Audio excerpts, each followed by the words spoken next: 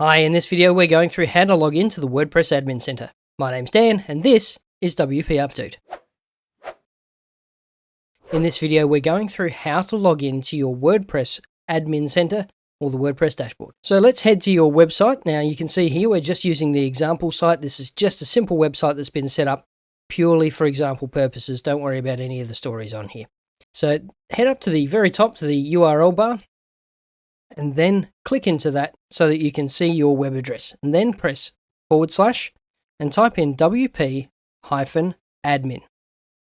Hit enter and that will take you to the WordPress admin login page. So once you're here, click on the username or email address and then punch in your username.